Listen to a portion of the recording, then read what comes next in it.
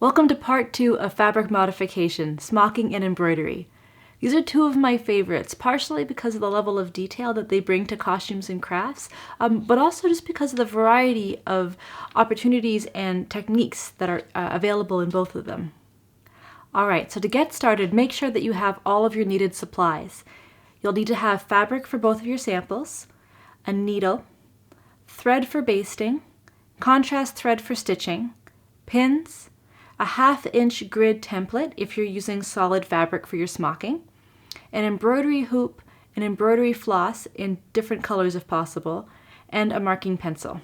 Now that you have all your supplies, we'll start with smocking. This is one of my favorites because it actually involves both pleating and hand embroidery in the same sample, and there's a ton of different varieties. We'll be setting up the same sample to do both a cable stitch as well as the honeycomb stitch.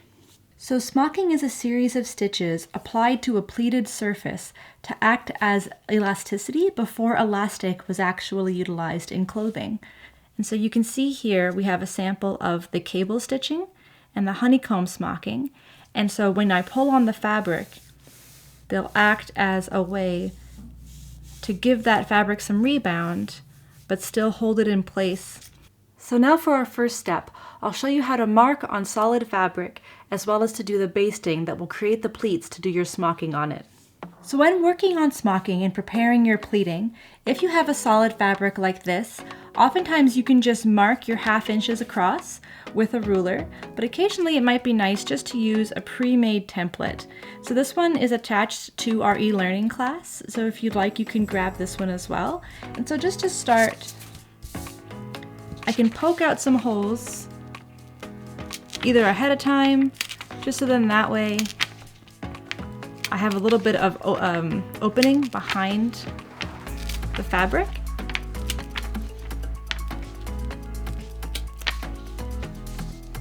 So I'm going to poke out some holes before it hits the fabric, so then that way I'm not marring the surface, and I'm just using the air behind the paper as a way to make it a little bit easier to pre-poke some of these holes.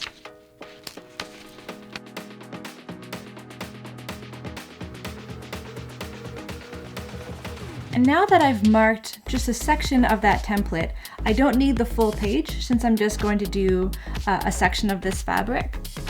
When I'm marking on fabric, I tend to give myself a little kind of mark, just so then that way if I move my template, I can reposition it back in place, or you can pin this, but now we're just going to mark through the fabric.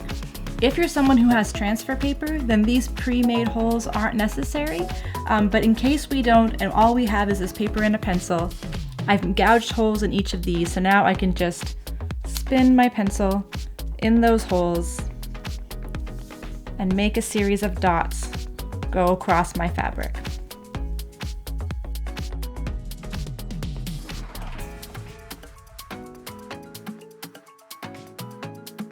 Now before you lift up your sample or your template, you can double check that you have all of your dots in place.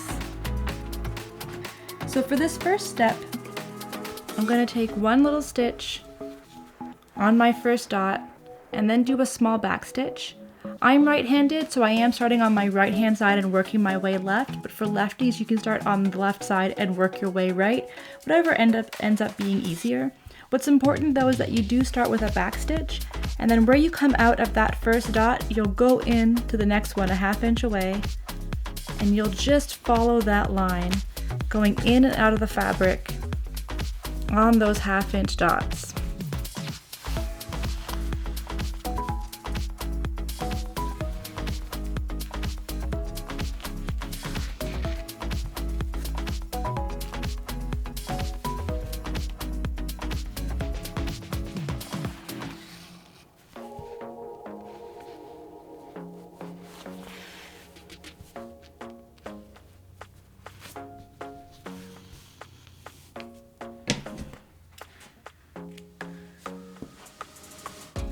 You'll leave a long tail, and then you can start back at that next line. and you'll maintain the same pattern. So where you go in on the dot, you'll come out on the next dot, and you'll make sure that that stays consistent as you work your way down. So backstitch, and I started this top line going from the top to the bottom. So I'll maintain that on this next line.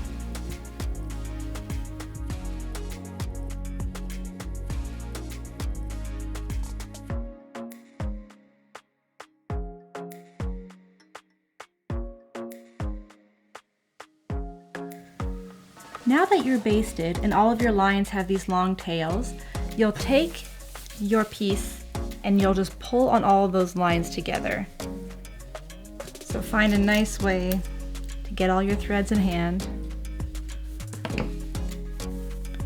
and then you'll pull so that all of your pleats accordion down.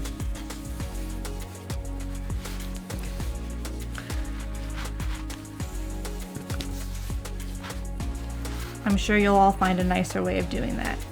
But you can see how important those back stitchings are to hold your knots in place. And then once you get the majority of them pulled, you can pull them individually just to tighten them down. And make sure that your pleats are lining up and that their pleat depths are even.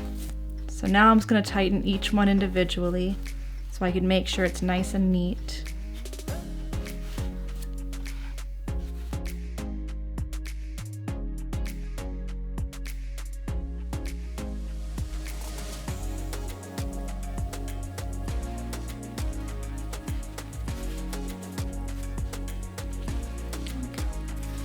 And then once my pleats are all in place, I'm just going to put pins in there so I can figure eight my threads around them, and I'll go by pairs. So I'll take one pair here, I'll put my pin just through that first layer, I'll hold my accordion in place, and then taking those two threads, I'll tighten them one last time, and I'll figure eight around that pin. And I'll do the same on my other end. I like to work my ends first and then go to the inside. So I'll put a pin in the middle of those two stitches.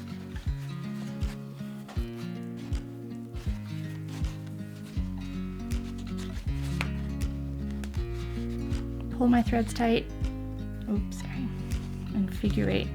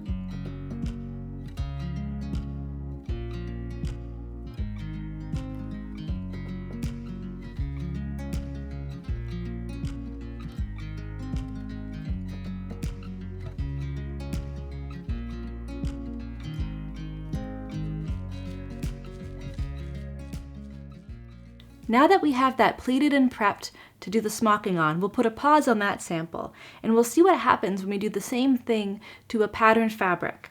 Sometimes using a gingham or a check or a stripe that has a repeat pattern, you can use that pattern to help set the size of your stitches instead. So this sample right here is actually a 3/4 inch pattern, a repeat pattern. And so in this case, either marking yourself with pins, or I did give myself little numbered lines to follow as well.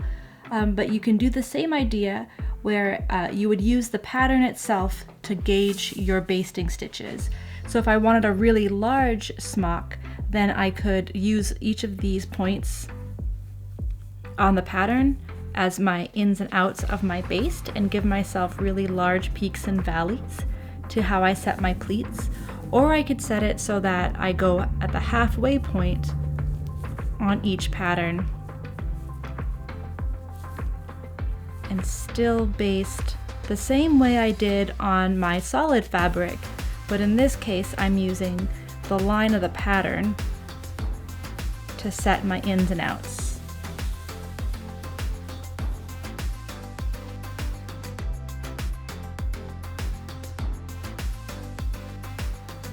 So now that I've basted, in this case I've done an uneven baste because while I have basted 1/2 inch across, or almost 3/8 of an inch across, in and out on one edge, so I am a 1/2 inch stitch between the stitches, I'm actually that 3/4 of an inch. So unlike my first sample, which was an inch, a 1/2 inch down and a 1/2 inch over, this one when I pull, it won't have the same repeat as the other side.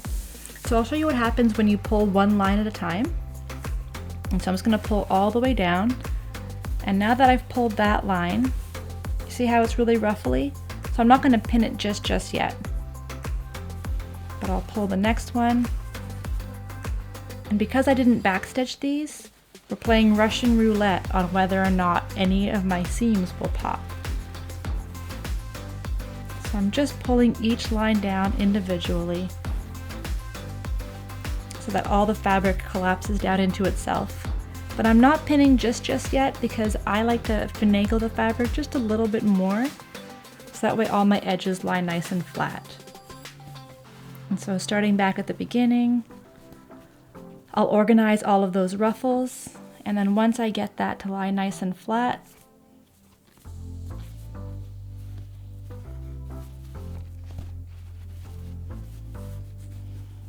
then I'll pin. So in this case, because my stitches are a bit further apart, I'll just use one pin per line. So smoosh it flat, and then figure 8.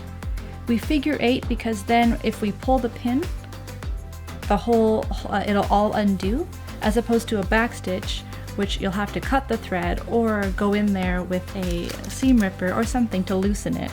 And so this is a nice and secure way to hold your threads while you're working, but it's totally temporary. It sucks to stitch over because then you have a lumpy bunch of threads at the end of your work.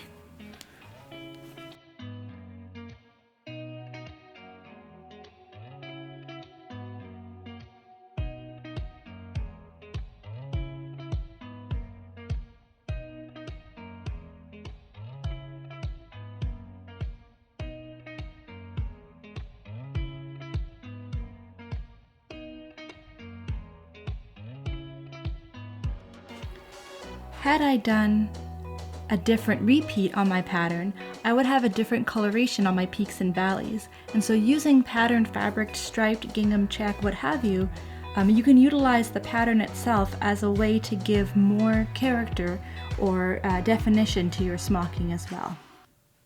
Now that you've seen the difference that a patterned fabric can take, we'll move back to our solid fabric. So now that everything's been basted and pinned in place, we'll move on to stitching the smocking. So depending on the style of smocking being done, you can vary in shape, in size, in ease of elasticity. For these samples, we'll be doing a couple of rows of the cable stitch and then a couple of rows of the honeycomb stitch. Now the cable stitch is very similar to the back stitch that we did with our part 1 of fabric modification. So to start, I'm going to be using embroidery floss just so that you can see it a little bit better in the demo, but you're free to use contrast thread or embroidery floss depending on what you have on hand. And so to start, we're going to come up through one of the folds on the peak on the outside. So I'm just going to flip it to the inside right here, and you're going to bring your needle in between the folds so that you can come up right on that folded edge. And so coming up on that folded edge, I'm just going to set the stitch, so that way when I'm working about 1/8 of an inch down from the edge of the pleat, and that 1/8 of an inch stitch is what will set the beginning of our smocking. And so I'll pull that tight, and so I'm on the first pleat, And so I'm going to go and loop over and take an 1/8 of an inch stitch on the second pleat. So right now you can see that my needle is above my floss. And so I'll pull that tight, keeping my pleats nice and smooshed together. And then now I'll go and take a stitch on the third pleat. But this time I'll put my needle below my threads. So as you do your cable stitch, you are alternating between putting your needle below or above your thread. And you're making your stitches nice and tight. So now to maintain the pattern, I'll go and I'll take a 1/8 of an inch stitch down on my fourth pleat,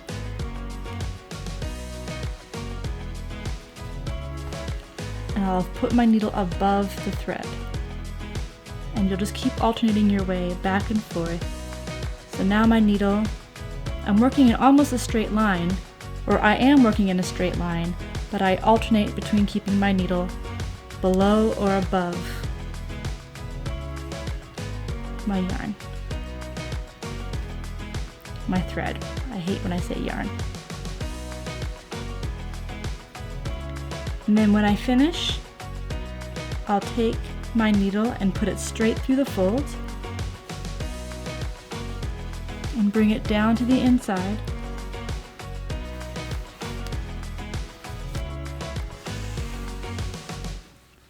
And then I'll do a double locking stitch right through the valley side on that pleat.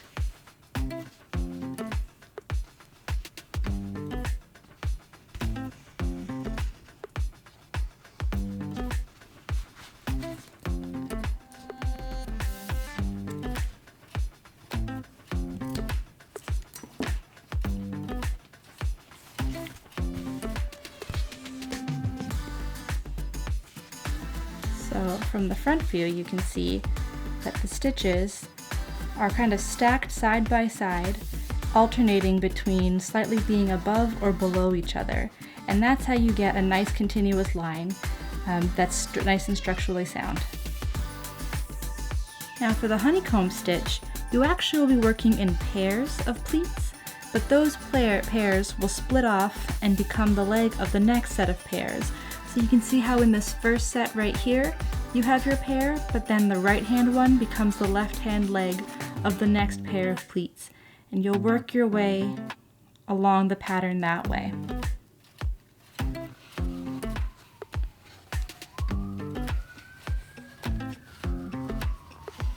And I'll stitch through them both.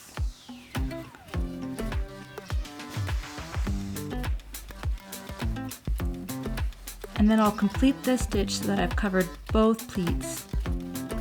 So I will go into this pleat on the bottom side,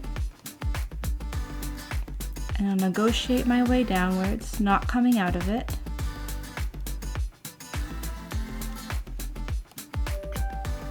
But when I do come out, I will come out on the top side. So that's the difference. You see that angle? I've gone in on the bottom side of the pleat 1/8 of an inch down, but I'll come out on the top side of that pleat 1/8 of an inch down. So I can pull that stitch tight.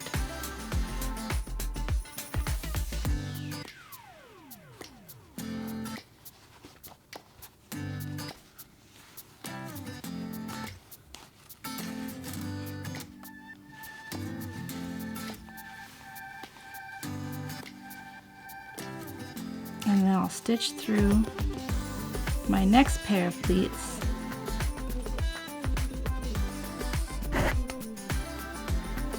And I'll pull that tight, evening out my threads as I go.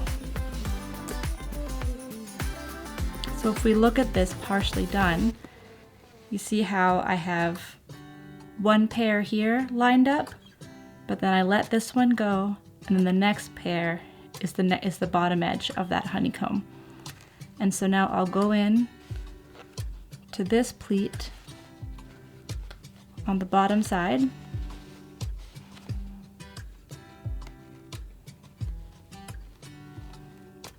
but I'll come up in line with my first pair of stitches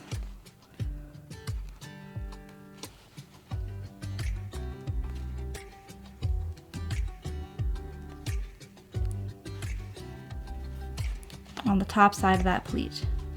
So I've entered on the bottom side, but I've come up on the top side.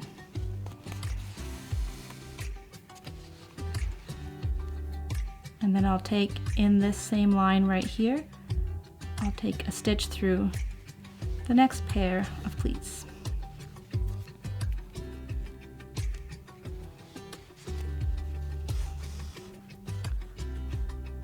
And this is where those basting lines can really keep you on track with whether or not you're lining up your stitches.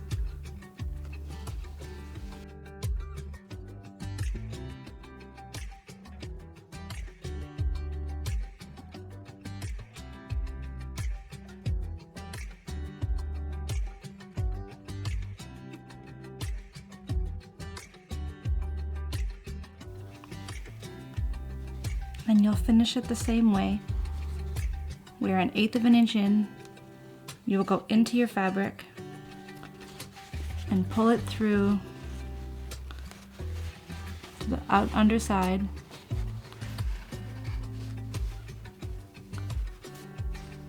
like that. And then at the bottom of one of these little valleys, you'll do a double locking stitch.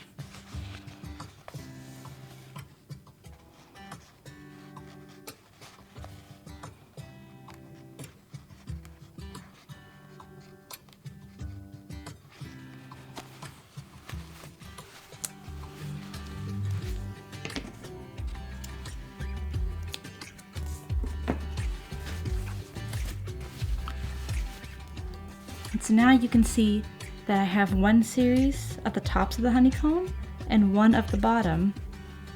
But if you splay them out, you'll see that the leg of one becomes the partner of the other. Once you've completed your rows of cable stitching and honeycomb stitching, you're free to remove the basting. By doing so, you'll loosen all of the pleats and get to see the actual shape of the stitches that you've created. So do a few more rows just so you get the handle of the different types of smocking. Feel free to alternate or feel free to make a pattern like that black and white check sample that I showed you at the very beginning. All right? And once you have all of your stitches secured, then comes the fun part of removing all of your basting. And so I'll pull these pins, and that releases the different thread tails.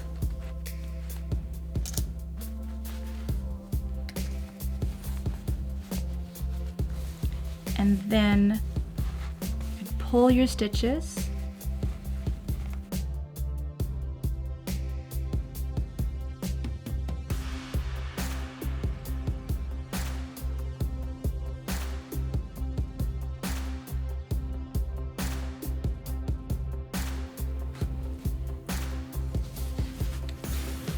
And once your basting is all done, that's how you have the elasticity of stitches without actually using elastic.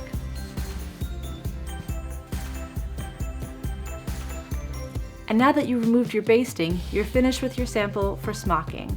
Just make sure that you label them both for me before you submit them to our Google Drive. And now we'll move on to embroidery. So make sure to gather the supplies needed to learn these techniques and follow along in your handout, as we'll cover a few different stitches and then a way to apply them to a small project at the very end. So for this part, you'll be doing samples of the actual stitches as you learn them, and then a sample that combines a few of them into a finished piece. So some of the samples that I'll show you will be examples of ribbon embroidery, but regardless of using floss or ribbon, they'll still use the same stitches and techniques as we work through them. Now when you're working with embroidery, you want to have enough fabric to stretch around the hoop. And so popping out the inside one and putting that beneath your fabric. And so you need to have enough fabric on the sides in order to grasp around the hoop. And then you can loosen the hoop with the top screw and push it around the fabric, tightening it down just a little bit, because you still need to go in and stretch your fabric to make sure that you don't have any puckers or looseness. So I'm just pulling all the way around Outside of the hoop, the fabric will ripple, but what you're trying to mind is making sure that you don't leave any ripples on the inside. And then you'll tighten some more.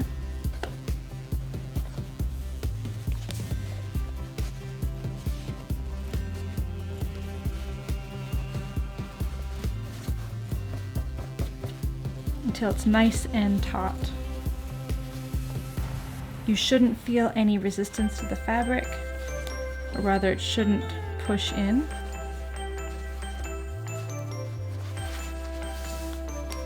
And your hoop is prepped. When it comes to your embroidery floss, I tend to work in double ply. Some of the samples that I'll show you will have a single ply or a double ply, depending on the visual impact that you want to make. So for these samples, I recommend working in double ply. You have to mind that your floss isn't twisting on you, but you can also use that twist as a part of the decorative element. So just making sure that as you pull your thread down, your floss down, that it doesn't pull unevenly on you. Now these are samples of ribbon embroidery, but the same stitches still apply when it comes to using embroidery floss. So for our straight stitch, it's just really focusing your stitch in and out of the fabric and making sure that you can kind of control how that stitch will work. So I'll show you two different ways on our hoop. I'll show you how to do it as a pattern and also as a straight stitch. And so as a pattern, when you're working with embroidery floss, you don't want to use your fabric as a place to do your double locking stitch. So I'll pull my floss up from the inside, and then we'll make sure that my knot is nice and secure. And so when we're working with a straight stitch, you can give yourself a line.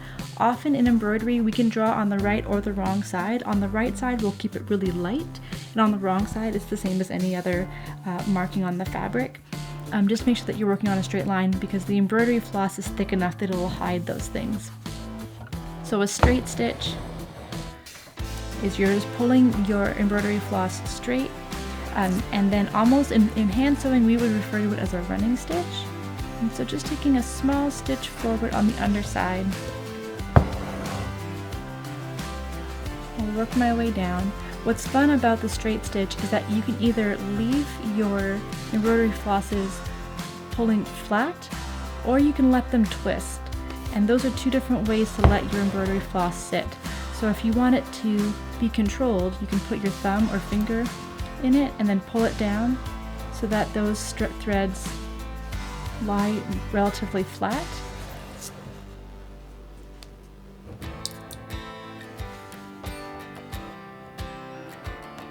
About finding that small little stitch coming out of the fabric, or you can intentionally twist your floss before going back into your fabric, and that twist can add a little bit of dimension.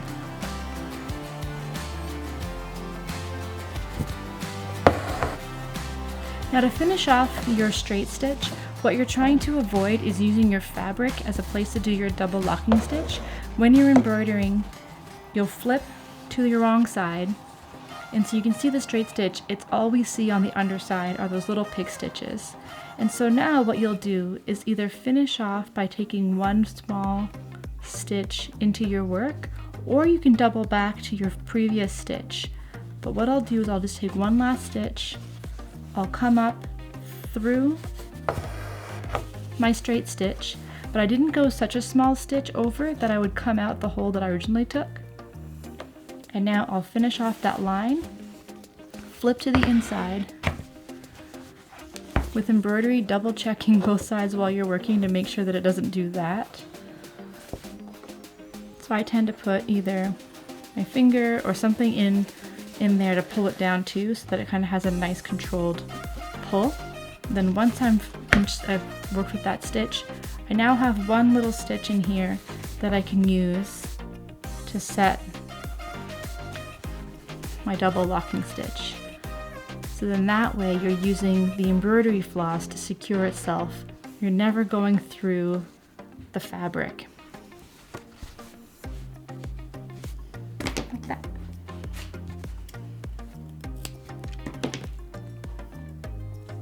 Now for that straight stitch, but using it in shapes. Same idea, I would hide my knot on the wrong side. And then in this case, I'll just make little flowers. So I'll do some radiating stitches where I'll pull my stitch tight, but not so tight that it puckers anything. And then I'll double back to that original point. But when I come through, I'll splice through that original stitch. And what that does is that it creates a little barrier when I'm stitching, and my stitches won't pull apart and become disconnected. Because often with embroidery, you want to use the embroidery floss to mask where you enter and exit the fabric. So for example, if I do this, where I come up right next to it,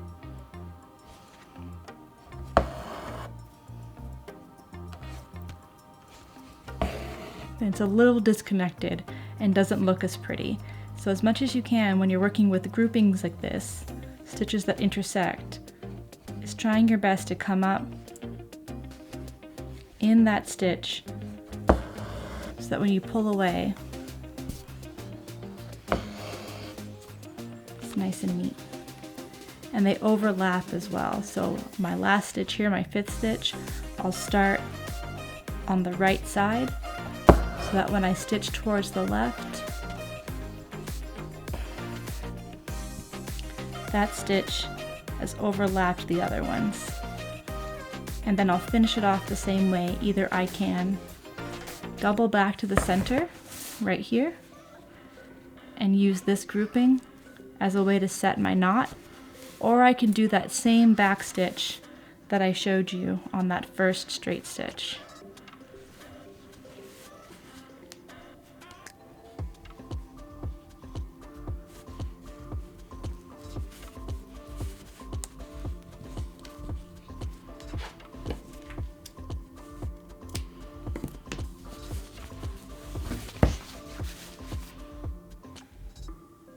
Next, we'll move on to the split stitch.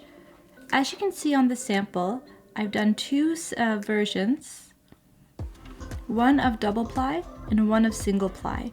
So similar to the back stitch that we've utilized in other assignments, you are moving forward on your stitch line, but then doubling back a small incrementation to split the stitch or to split the embroidery floss to form that continuous looking line as you move along your sample. So on our sample, I've ruled a light line on the front side of my fabric. Normally I wouldn't draw on the front, but because there's an ability here to hide all of that work with your embroidery floss, I find it easier to see. But I'll start my stitch much like I did with my straight by hiding my needle on the wrong side. And then depending on how continuous of a stitch I want, I'll take either very long or very short stitches, but I'm moving down the line. In this case, I'll do about a 1/2 inch, and I'll pull my thread nice and tight without puckering my fabric. Right now I'm pulling on it to make sure that they've kind of lined up. And then when I come back, I'm going to come through the center of my line of floss, and I'll keep working my way down that line. So I tend to keep my thumb on top of my work because it makes it a little bit easier for me to see where I can come out of my fabric. And what I'm trying to do is to split the embroidery floss. I'm not trying to go in between the 2 sides of my double ply. I want to actually split it so it creates a little bit of movement to the line.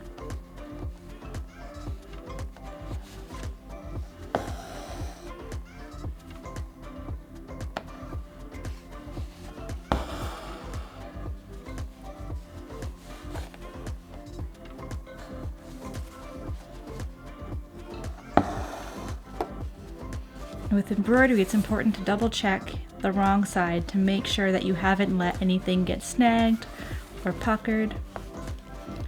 But what you can see on that wrong side is just those little baby back stitches.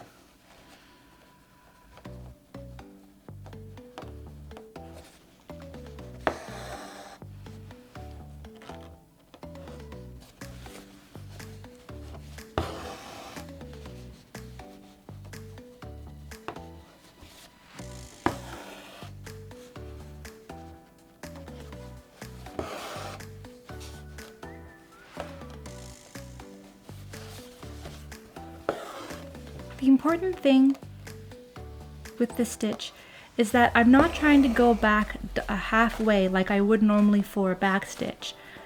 I'm trying to make sure that it's just enough to capture that last little bit at the end of my stitch. So the more you go back, the more you'll see on the wrong side, but also the more that will travel on top of your stitches. And so you can vary that depending on how much coverage you want. But for this sample, I'm focusing on making it almost like 1/8 of an inch of a return on each of my stitches.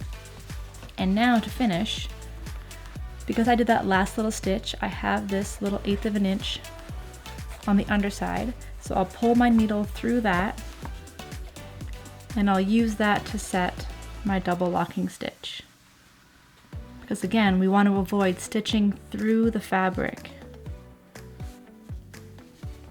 If you want to avoid knots, then just almost like knitting, you could go and trace back and kind of go through your old stitches and then do a single lock if you don't want it to be so bulbous, because I've just made a very messy one right here.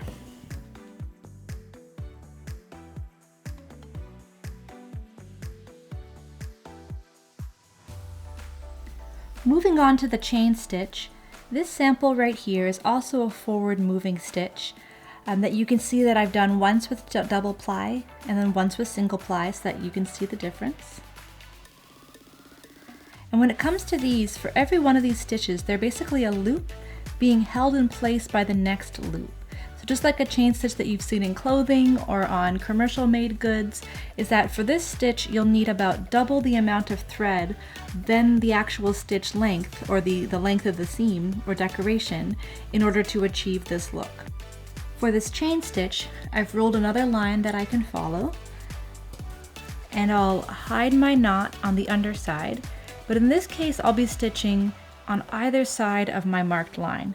So for this, I'll go just off to the left-hand side of it, and I'll pull my knot tight, and then I'll go down right next to it so that my thread is moving forward, and then I'll pull my thread tight, but before it completely hits down to the surface, I will come up on that line, whatever my stitch length away is. So in this case, if I want to keep it at that 1/2 inch or so, I'll come up through my loop. So when I pull this tight, that stitch is what holds that loop in place. And then I'll come through right next to my stitch line. And I'll pull my loop, making sure it doesn't twist on me. Or if it does, I'll fight with it for a little bit.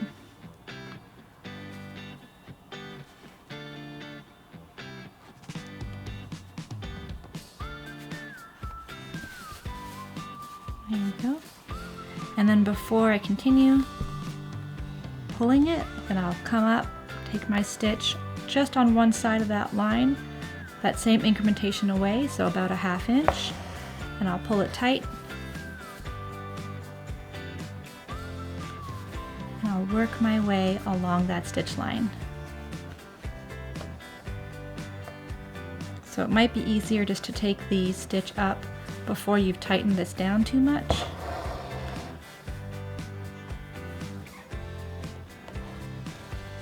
But the important thing for this one is to have a little bit of space in between, so it creates the links of a chain. And if you want to keep them uniform, just make sure that you tug on your embroidery floss to keep it nice and snug.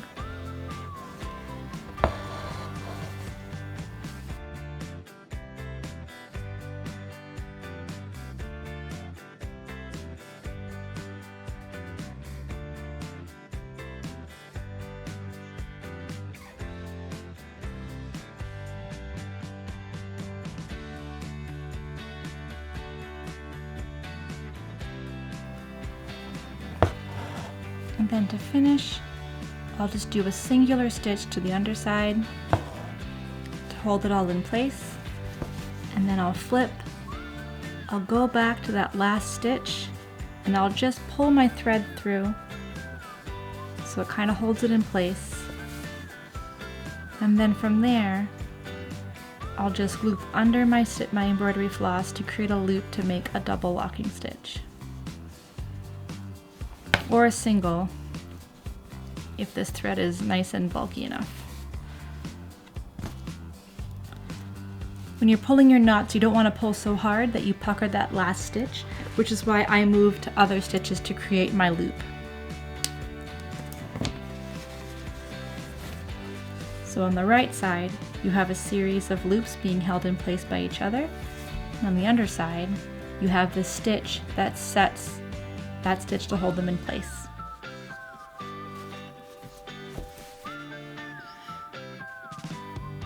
Next, we'll move on to the stem stitch.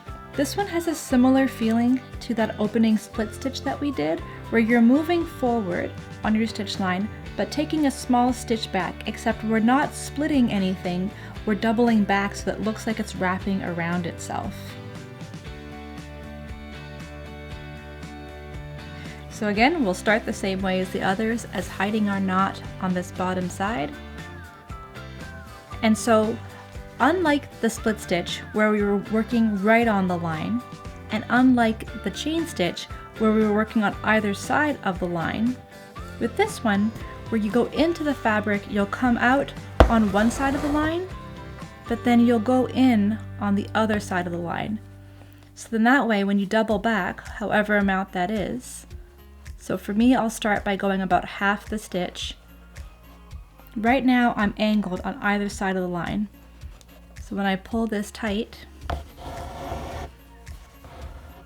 and then move my stitch upwards, you see how that wraps a little bit? So I'll go in on the right side of my line, but I'll come out on the left side of my line.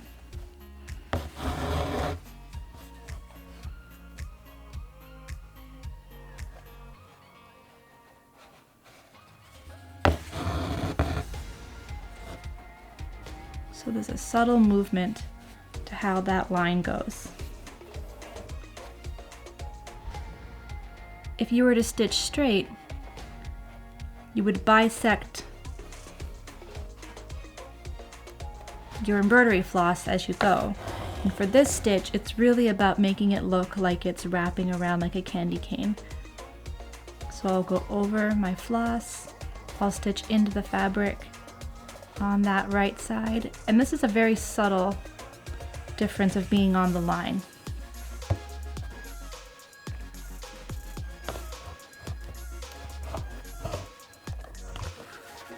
And when things go awry, try to find your different threads or your different bits of embroidery floss.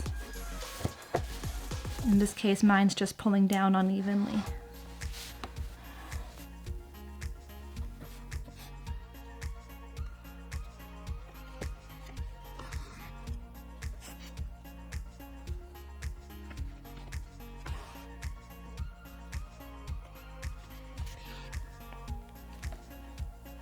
And then to finish off, I'll go down to the underside. I'll pull my needle tight. And then I'll double back to the last stitch and run my needle underneath it, not through it. And then that way I can use my last stitch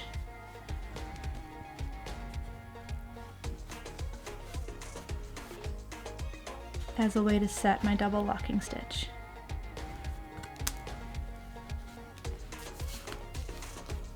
If, for example, I tied it a little bit too loosely, then I'll go back one more time and I'll stitch into that last stitch, not through the fabric.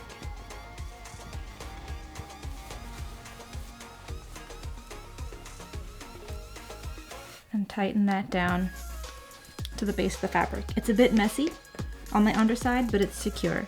And more often than not, we won't leave embroidered backs exposed. We'll cover them up with interfacing or lining or something like that. So on the back side, you can see all these little half stitches that are doubling back on the stitch. And on the right side, you can see how the stitch overlaps itself by going into the fabric higher up and coming out of the fabric lower down on each of those stitches.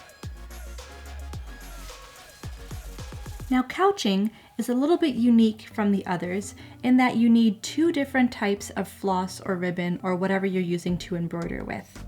So in this case, I have two pieces of ribbon. You use one to set the other in place.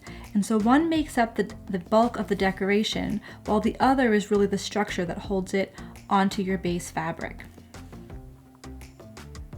So for couching, I have two needles ready with two different colors of embroidery floss.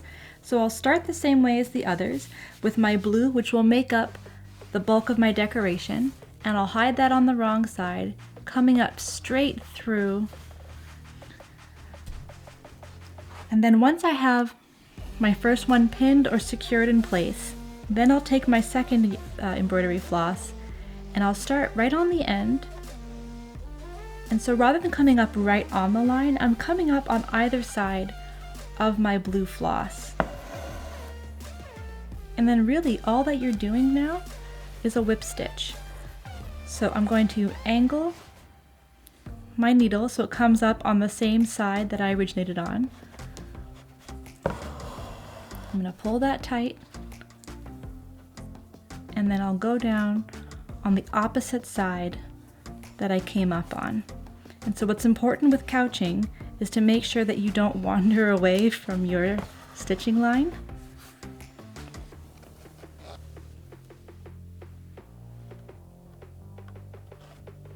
And so you can see with couching, part of the decorative choice making is how far apart are these? Do you stack them side by side and only reveal a little bit of your base thread? But there's a nice variety to how you can work with it. So now I'll show you what happens is instead of pinning, I just stitch right straight through to the underside. And for me, I like to make sure that my threads are nice and flat. So I'm just going to twist my floss from the wrong side to help kind of flatten that out.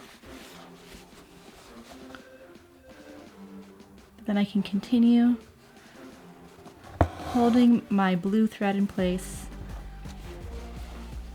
with this cream floss. And so I can either do it as a whip stitch, as I was doing before, or I can complete each stitch individually. It comes down to how much control you want while you're working. And then as you get close to the end, I'll just complete this last stitch, or second to last stitch rather. And I'll leave this thread hanging out so that I can flip through to my wrong side. And then I'll just take one little stitch with my blue to give me something to hold on to. So I'll stitch back and create almost like that opening split stitch. It's important with this stitch that you don't go so close that it pops out back through the fabric. And then I'll go back in right next to that end stitch. And that's just to give me something to hold on to once I pull to the wrong side. So I have this small little stitch right here. I'll use that to pull my layers. And I'll do a double locking stitch.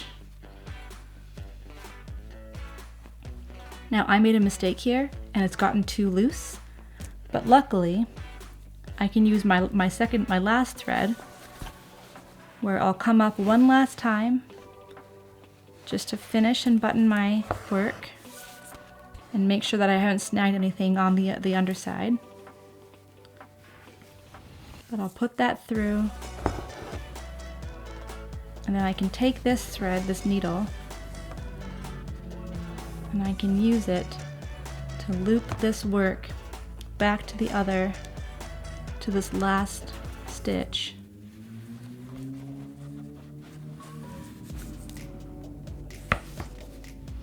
And so again, there's a little bit of mess, but it's something that can flatten out that mistake and help hold these stitches together. French knots are a way to add little bits of visual interest to your embroidery. They look free-floating, and they're a little series of wrapping your ribbon or embroidery floss around your needle as you're doing a double locking stitch. So with the French knots, we'll just start with our thread on the underside, as well. And then for this one, it's really about maintaining tension. So with your non-dominant hand, you'll take and you'll pull your thread and hold it about 2 inches away. So then that way you can wrap it twice around your needle, and then you'll go back into the fabric right next to where you were stitching. Not in the same hole, but right next to it. And then you'll maintain tension as you pull it through the fabric, and then let it work with your finger to funnel down. And because it's gone through the embroidery floss, it kind of lives as a small little nugget on the surface of your fabric. So these make the great additions for the insides of flowers, or for anything where you want a small little decorative button. So I'm going to hold, I'm going to wrap, and you see how I slide it down the needle? Or I pop it off. So I slide it down the needle till I'm right close to where I go into the fabric.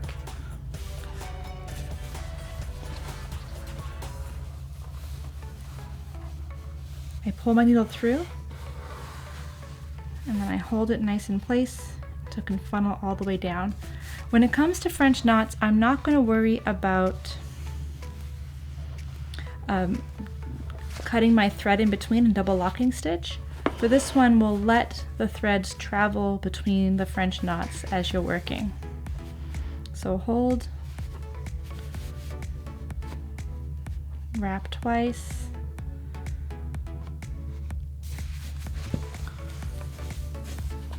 I'll still hold on tight.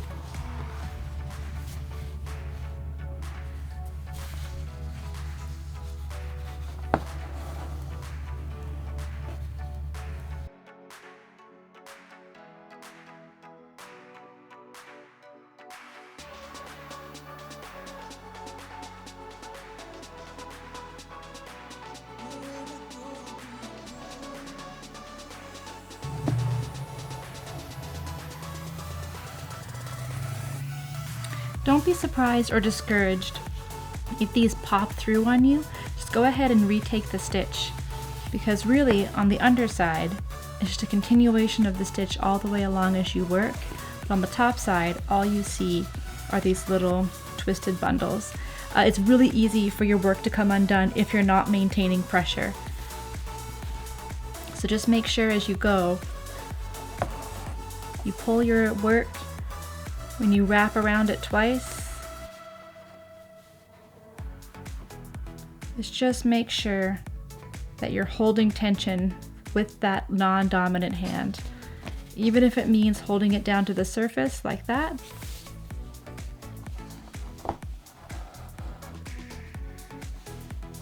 And then once you're done, you can go in, find that last thread, go ahead and loop your thread around it, and then loop around to create a place for a single or a double locking stitch right there.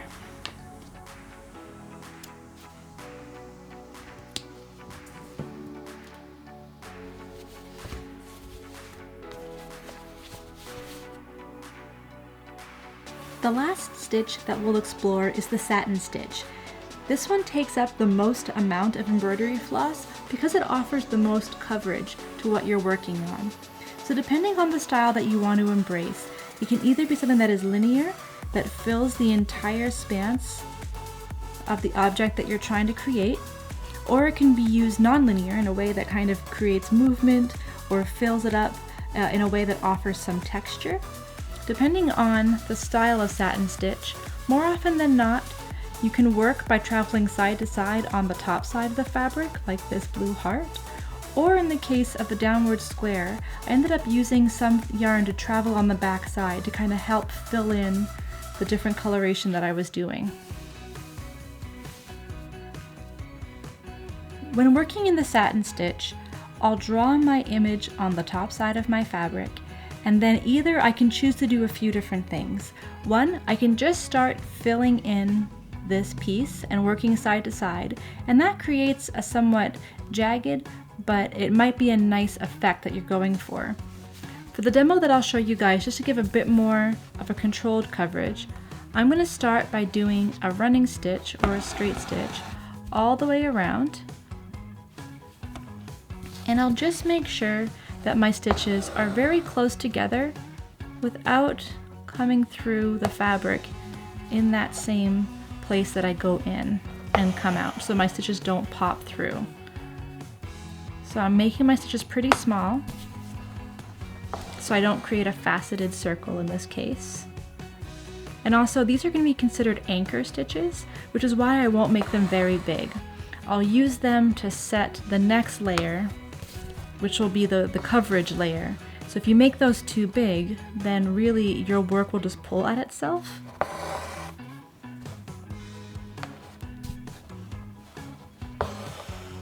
And so really mine should probably be buttressed a little bit closer together so that they offer more continuous coverage for those top decorative stitches.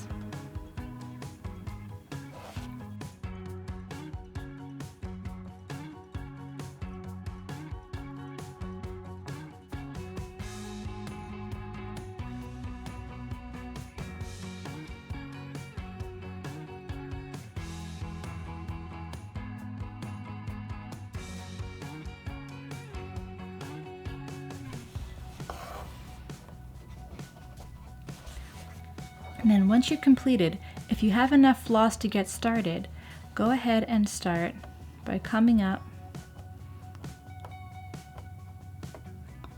on the outside of your work .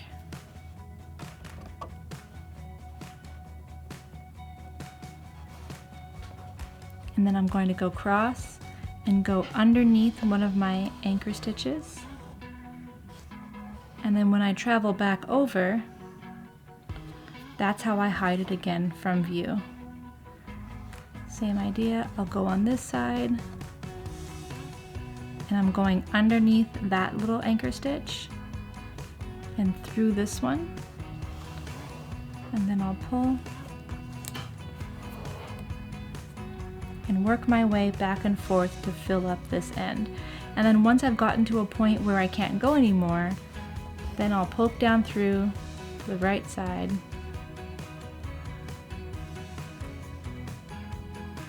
and really it becomes a coverage game. I'm trying to keep my work linear while also hiding as much of the actual movement as possible.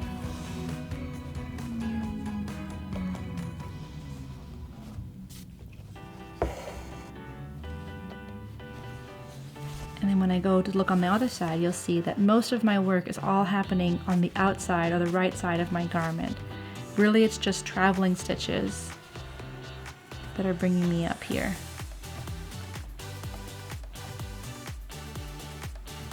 As much as you can, when you do come through from the other side, try to splice through one of your existing stitches, a la split stitch style. And now I'm going to double back this way and go through that other one and keep working my way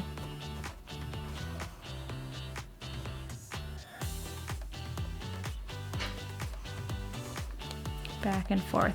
And then once I'm running low on my floss, then I'll pop down to the wrong side, and then using one of my running stitches, I'll just sink and make a double locking stitch, or in this case a single.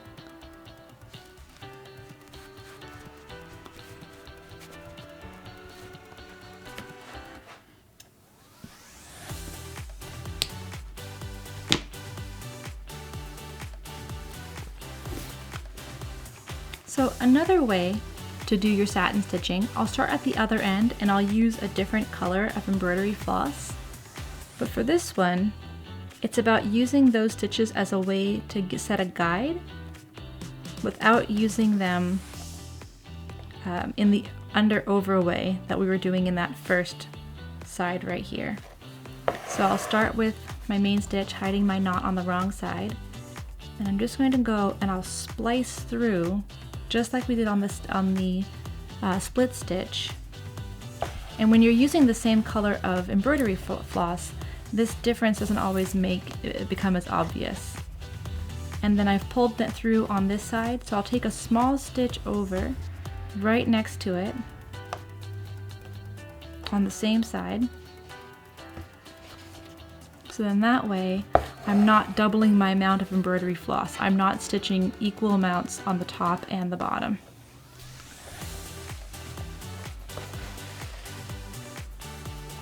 Kind of smooth out my threads as I go.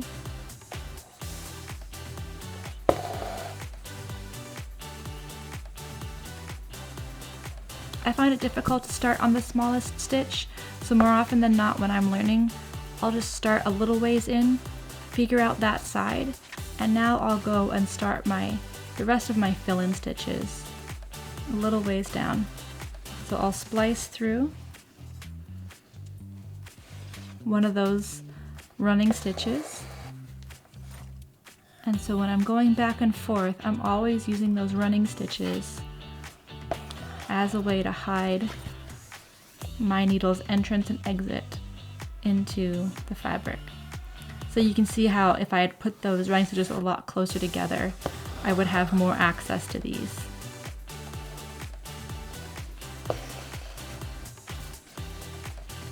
But when it comes to doing the satin stitch, I do find it a lot easier to work with double ply, because then I get more coverage for every stitch. So you are watching to make sure that everything is lining up nicely and that you're not stitching in a way that has it heavier on one end than on the other. You want to stack your stitches neatly side by side, but try to do it evenly so then you don't find that you have one side that's making faster headway than the other side.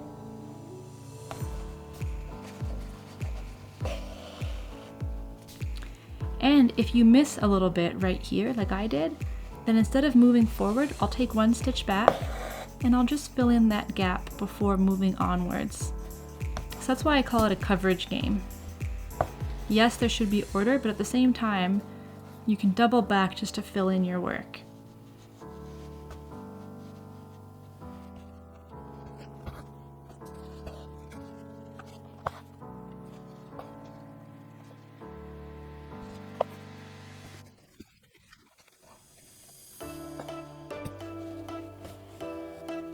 And then to finish, I would do a double locking stitch on the wrong side using one of my existing stitches down there to make sure that I can set it up well.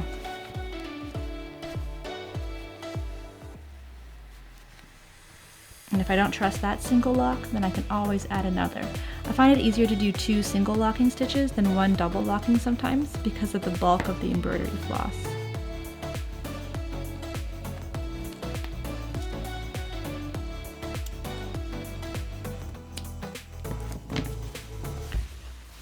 So those are just 2 examples of the same linear style of doing satin stitches. One where you're looping your embroidery floss through those running stitches, and one where you're bisecting them like you did on the split stitch. Both give you even coverage and a relatively clean edge, but there are so many different variations to doing the satin stitch that if you're interested in that, I encourage you to keep exploring it. And that concludes our sampler for the embroidery stitches. I am going to talk next about how to go on to applying these to a little bit of a project so we can see how you can interpret them. But this is how I'd kind of like you guys to finish, where you just use one hoop and you practice your different stitches until they start to make sense and get a rhythm into your hand. Now I want you to practice these techniques until you get more comfortable with them and how they differ from each other. Find the ones that you like and that give you a really nice sense of design. And I want you to pick a few, 3 or 4, to apply to your own hoop design. Something that gives us an idea of the things that are helping you cope with this super interesting COVID crisis. Now for me, my hoop design will involve a combination of my cat Mishka, my husband Chris, a really, really big mug of coffee, and also ways that I like to engage with all of y'all in this class. So I'm really excited to see what you guys bring to your hoops next week. So to give you an example, this is a rendering that I've done in the iPad app Procreate. And so I'll be starting by transferring this rendering to my hoop with some pen on the back side. And so I'll actually start by just organizing what types of colors I'll use and which stitches. So the very, very back of the rendering, I have this heart that I'll be doing in a chain stitch. And so I have enough embroidery floss to do that in gold.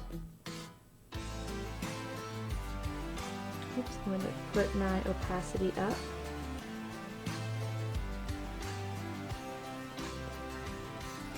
Okay.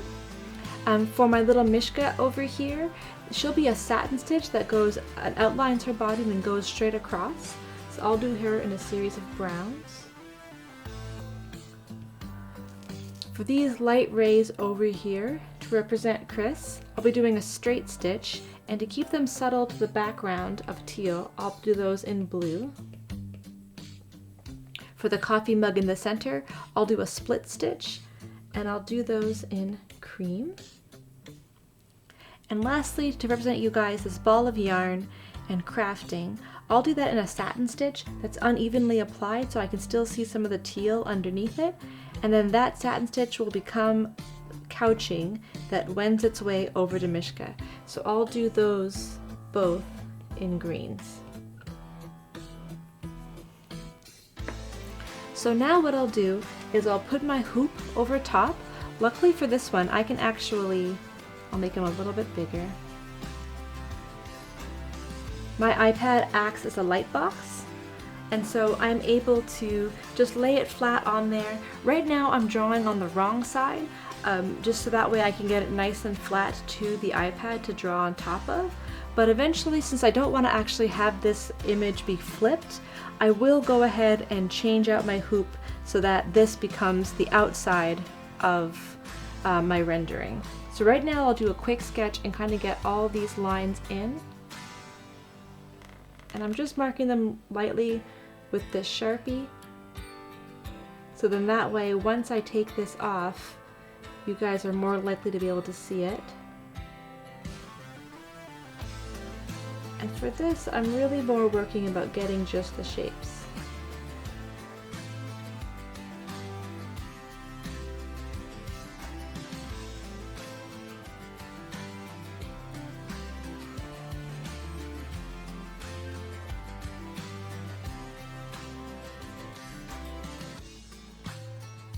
So then that way, once I take off that screen, I'll have the gesture of an image ready.